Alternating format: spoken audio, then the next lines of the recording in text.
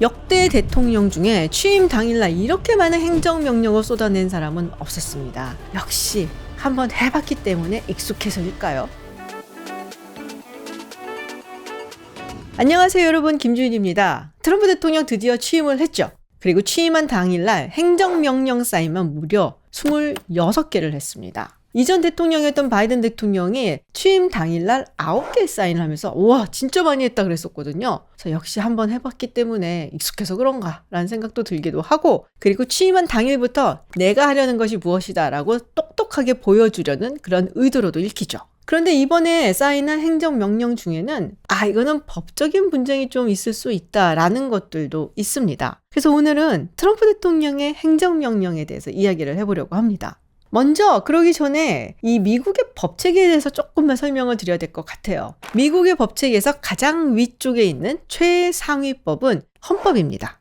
헌법의 권위는 그 어떤 걸로도 도전할 수가 없죠. 어느 나라나 마찬가지지만 이 헌법을 고치거나 바꾸는 것은 정말 까다롭습니다. 만약에 어떤 걸 고쳐야 된다라고 하면 수정헌법을 통해서 보완을 하든지 혹은 폐기를 할 수는 있어요. 그 다음으로는 의회를 통과해야 되는 법률이 있습니다. 이번에는 공화당이 상하원을 전부 다 잡고 있고, 그리고 백악관까지 가지고 있기 때문에 본인들이 원하는 거는 웬만하면 다 하겠다라고 볼 수 있지만, 대체로 이 미국의 상원과 하원이 갈리는 경우도 많고, 또 상하원이 같은 정당을 갖고 있어도 백악관이 갈리는 경우도 있기 때문에 이거를 설득을 해서 법률이 통과가 되고 만들어지고 하는 것이 그렇게 쉽지는 않습니다. 그리고 법률은 의회의 고유 권한이거든요. 그래서 의회에서 의원들만이 발의를 하고 통과를 시킬 수가 있는데요. 예전에 우리가 오바마 케어 했지만 사실 오바마 케어의 법안을 발의한 것은 오바마 대통령은 아닙니다. 오바마 대통령이 밀어붙이고 한 거는 있지만요. 어쨌든 다른 상하원의 의원들의 이름을 빌어서 발의를 하고는 하죠. 그 다음에 행정부 수장인 대통령이 하는 행정명령, 각서도 있고요. 지침도 있고요. 이런 것들이 있죠. 이거는 의회 동의가 필요 없는 대통령의 고유 권한입니다. 행정명령은 법률하고 비슷한 구속력을 갖고는 있는데요. 만약에 법률하고 행정명령이 서로 상충을 한다. 그럴 때에는 법률이 우선합니다. 만약에 법률하고 헌법하고 상충이 된다? 이것도 당연히 헌법이 무조건 우선하게 돼 있습니다. 그래서 연방대법원이 가진 정말 핵심적인 권한은 법률 그리고 행정명령, 이런 것들이 헌법에 위배가 되는지 아닌지를 심사하는 그런 권한이죠. 그래서 어떻게 보면은 우리나라의 헌법재판소하고 조금 더 비슷한 그런 업무를 한다라고 볼 수가 있죠. 26개 행정명령 중에 좀 눈에 띄는 것들이 있었어요. 크게 조금 분류를 해본다면 이민에 관한 것, 그리고 에너지, 환경, 기후변화에 관한 것들이 또 있었죠. 일단 이민이나 국경 문제에 있어서는 지금 현재 남쪽 국경에서 벌어지고 있는 것에 대해서 국가 비상사태를 선포를 했고요. 군인들을 투입해서 더 이상 건너오지 못하도록 막는다라는 것이 있었죠. 또 다양성과 관련된 것도 있습니다. 소위 DEI 이니셔티브, 이거를 폐지하겠다라는 얘기도 했고요. 그리고 역시 예상했던 대로 파리 기후변화 협약을 탈퇴를 했습니다. WHO도 탈퇴를 했죠. 사실 두 가지는 트럼프 대통령이 첫 번째 임기 때 탈퇴를 했었던 것들이에요. 근데 바이든 대통령이 들어오면서 다시 가입을 했다가 다시 탈퇴를 한 거죠. 그리고 눈에 띄는 건 의사당 습격 사건과 연루가 되어 있는 1,500명에게 사면을 한 것입니다. 틱톡 금지하는 것, 이것도 대법원에서 틱톡을 금지하는 법안이 합헌이다라고 판결이 났는데 75일간의 유예 기간을 준다고 했습니다. 아마 그 기간 중에 미국의 기업이 틱톡을 살 것으로 뭔가 좀 딜을 하지 않을까라는 생각이 드네요. 이런 행정명령들 외에도 바이든 대통령이 사인을 했던 행정명령 78개를 전부 다 폐기를 했죠. 그 중에서도 많은 사람들의 눈길을 끌었던 것이 하나 있습니다. 속지주의 원칙에 의거한 시민권을 주는 것을 제한하겠다라는 거죠. 지금까지는 사실 미국에서 태어나는 아이들에게는 모두 시민권이 주어졌었는데요. 여기다가 조건을 두고 제한을 하겠다는 겁니다. 쉽게 말하면 부모 중에 한 명이 시민권이나 영주권을 가지고 있지 않으면 아이가 미국에 태어나더라도 이제 앞으로는 시민권을 가질 수가 없다라는 거죠. 이 행정명령은 사인하고 30일 이후부터 효력이 발생하게 되는데요. 그래서 날짜를 따져보면은 2월 19일부터 효력이 발생이 돼요. 그래서 그 전에 법원에서 명령을 해서 금지를 하거나 하지 않으면 이 조건에 부합하는 아이들은 시민권을 가질 수가 없게 되는 거죠. 사실 미국이 속지주의를 채택한 것은 굉장히 오래된 관습입니다. 그리고 이거는 영국에서 시작을 했어요. 예를 들어서 제가 땅을 가진 영주이고 그 안에 농노들이 있단 말이에요. 그러면 그 농노가 낳은 아이는 마찬가지로 영주인 나한테 귀속이 되는 것이죠. 그렇게 나의 땅에 귀속이 되어 있는 농노와 그 자녀가 충성을 맹세해야 되는 것, 즉 allegiance를 가진 것은 영주라는 겁니다. 그래서 아이가 어디서 태어났냐가 굉장히 중요해지는 것이었죠. 반대로 속인주의 같은 경우는 로마에서 출발을 했다라는 얘기가 있더라고요. 그 당시만 하더라도 로마 시민이라는 것이 상당한 신분이 되는 것이었기 때문에 부모 중에 로마 시민이 있다 그러면은 그 시민권이 자녀에게도 물려지는 속인주의를 채택하게 됐고, 그래서 많은 대륙의 유럽 국가들은 이런 로마의 전통 때문에 속인주의를 채택하고 있다라고 하더라고요. 미국은 영국의 식민지에서 출발을 했기 때문에 당연히 속지주의가 지배적이었습니다. 처음부터 미국 땅에서 태어난 사람들을 미국 시민으로 인정을 하는데 여기서 사실 노예는 제외가 됐었죠. 그런데 남북전쟁이 일어나고 그 다음에 노예가 해방이 되고 노예제와 관련되어 있는 수정헌법이 3개가 제정이 됐는데요. 그게 13조, 14조, 15조입니다. 특히 이 중에서 수정헌법 14조는 1868년에 제정이 됐습니다. 해방 노예들의 시민권과 평등권을 보장하기 위한 수정헌법이라고 할 수 있는데요. 이렇게 적혀 있죠. 미국에서 출생하거나 귀화한 사람, 미국의 관할권에 속하는 사람 모두 미국 시민이고 그가 사는 주의 시민이다. 사실 이 노예에 관련된 굉장히 미국 연방대법원의 흑역사 판결이 하나가 있어요. 드레드 스콧 대 스탠포드라는 판결인데요. 여기서 흑인 노예는 미국 시민이 아니다. 그의 자녀도 미국 시민이 아니다 라고 판결을 했는데, 그런데 이 수정헌법 14조가 제정이 되면서 이 판결이 뒤집어지고 미국에서 태어난 모든 사람들, 특히 여기서는 해방 노예들을 모두 미국의 시민으로 인정을 한 것이죠. 그렇게 수정헌법 14조가 내려오다가 정말로 연방대법원의 판결로 쐐기를 박는 일이 한번 생겼습니다. 1898년에 있었던 미국 대 원킴 아크라는 판례입니다. 원킴 아크는 미국 샌프란시스코에서 태어난 사람이에요. 부모님이 모두 합법적으로 미국으로 건너온 중국의 노동자입니다. 본인은 미국에서 태어났고 그리고 미국에서 교육을 받고 자랐기 때문에 난 당연히 미국 시민이야 라고 생각을 하고 있었죠. 그런데 그 즈음에 무슨 일이 있었냐면요. 1882년에 중국에서 미국으로 건너오는 이민이라든지 혹은 노동자들이 건너오는 것, 이런 것들을 엄하게 규제하는 중국인 배제법이 통과가 됐어요. 그리고 1895년 본인이 당연히 미국 시민이라고 생각했던 원킴 아크가 중국에 있는 친지들을 만나러 중국을 방문을 하고 미국으로 오게 됩니다. 그런데 미국에 입국 금지가 된 거예요.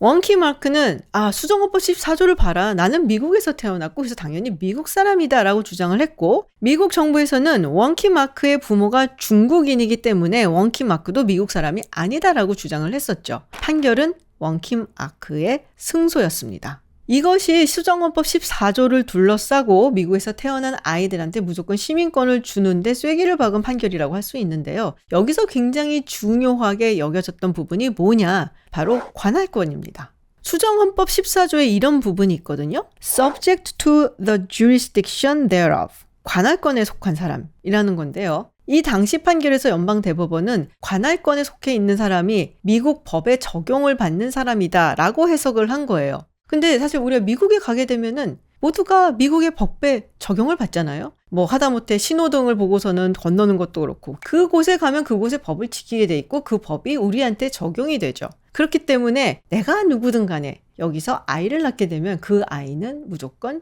미국의 시민이 되는 겁니다. 그런데 트럼프 대통령과 그 측근은 이게 잘못된 해석이다 라고 이야기를 하는 겁니다. 똑같은 관할권이긴 하지만 이게 단순히 미국의 법에 적용을 받는 사람을 뜻하는 것이 아니라 미국에 충성을 하는 사람으로 해석을 해야 된다는 것이죠. 그 옛날 농노들이 영주한테 충성을 했듯이. 그래서 원래 전통적인 해석에 따르면 불법 체류자도 사실 미국에서 아이를 낳으면 그 아이는 미국 시민이 되는 거예요. 내가 불법적으로 여기에 있긴 하지만 있는 동안은 미국의 법을 적용을 받는 거거든요. 그런데 트럼프 대통령의 논리에 따르면 불법 체류자는 당연히 다른 나라의 국적을 가지고 몰래 이곳에 온 것이기 때문에 충성이 미국을 향해 있지 않고 그래서 그 아이는 시민권을 가질 수 없다는 겁니다. 서로 합법적인 비자를 가지고 미국에 있다가 아이를 낳는 경우다 하더라도 다른 나라의 국적을 갖고 있기 때문에 미국에 대한 충성을 가지고 있는 사람이 아니라서 아이 역시 시민권 취득을 할 수 없다라는 것이죠. 사실 이와 관련된 논의는 예전에도 있었어요. 특히 1990년대 이후에 불법 체류자들의 아이들이 시민권을 얻게 되고 하면서 이 이야기들이 계속 정치권에서 나오고는 했었죠. 그래서 이렇게 부모가 뭐 시민권이 없다든지 아니면은 불법적으로 체류를 하고 있는데 아이가 태어나서 이 아이가 시민권을 갖게 되면 이 아이를 조금 비판적으로 부르는 이름이 있었습니다. 앵커 베이비입니다. 이 아이를 중심에 놓고 다른 가족들이 뭐 합법적으로 체류를 할 수 있는 방법을 찾는다든지 아니면은 미국의 공공 서비스를 받는 것을 두고 좀 안 좋은 의미로 불렀던 거죠. 트럼프 대통령이 이 행정명령에 사인을 한 것은 원정 출산을 막으려는 것도 분명히 있겠지만요. 아무래도 불법 체류자들이 아이를 낳고 이 아이들에게 시민권을 주는 것을 막기 위함이 더 큽니다. 그리고 그 의도를 가지고 불법적으로 국경을 넘으려는 것을 아예 그냥 처음부터 막겠다라는 의지도 있는 것이죠. 근데 이게 수정헌법 14조에 기재된 내용이기 때문에 많은 분들이 아니 그러면은 뭐 다른 수정헌법을 제정을 해서 이거를 바꾸면 되지 않을까라고 생각을 해볼 수도 있겠지만 말씀드린 대로 미국에서 수정헌법을 제정하는 것은 정말 어렵습니다. 그러니까 트럼프 대통령이 이렇게 행정명령에 사인을 하는 방법을 택한 것이 아닌가 싶어요. 자, 그럼 이거는 얼마나 실행 가능한 것인가? 트럼프 대통령이 사인한 많은 행정명령 중에 가장 실행 가능성이 낮다라고 보는 것이 바로 이것입니다. 누가 봐도 전통적인 해석에 따르면 위헌이거든요. 그러면 트럼프 대통령은 이 수정헌법 14조를 몰라서 행정명령에 사인을 했을까? 당연히 그럴 리가 없죠. 제가 아는 거를 왜 트럼프 대통령과 측근이 모르겠습니까?